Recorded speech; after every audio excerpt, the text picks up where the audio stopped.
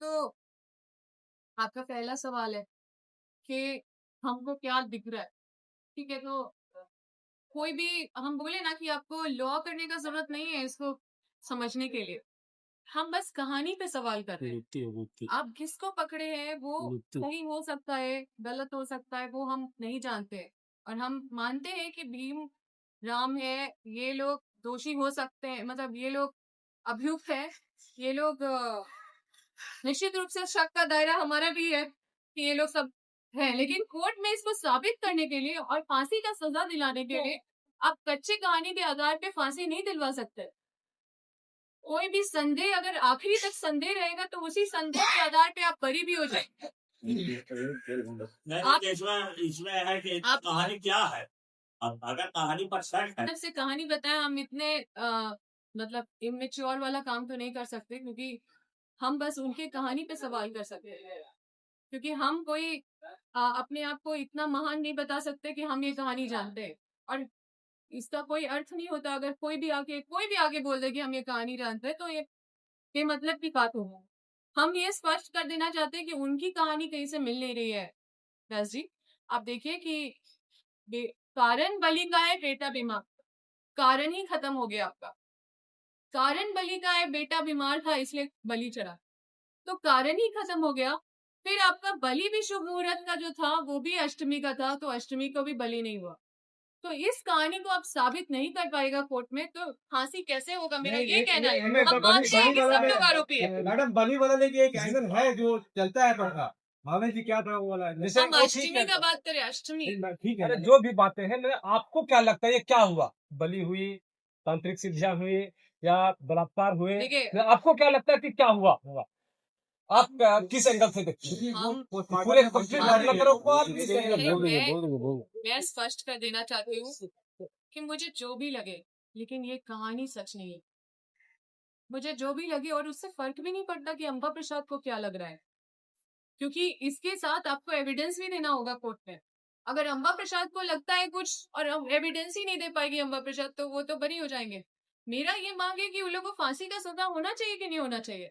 अगर आप फांसी का सजा, अगर वो लोग को होना चाहिए, तो आप इस कहानी के साथ तो फांसी का सजा नहीं दिला पाएंगे, क्योंकि कहानी में इतनी सारी त्रुटियां हैं कि ये कहानी बहुत ही कच्चा कहानी लग रहा है।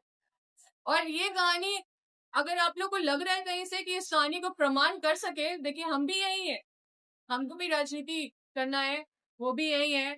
हो सकता है 1 साल 2 साल 3 साल आप लोग फिर आइएगा मेरे पास और देखिएगा इस कहानी के साथ, हम अभी आपको बता दे रहे हैं कि इस कहानी के साथ ये लोग सब बरी हो जाएंगे।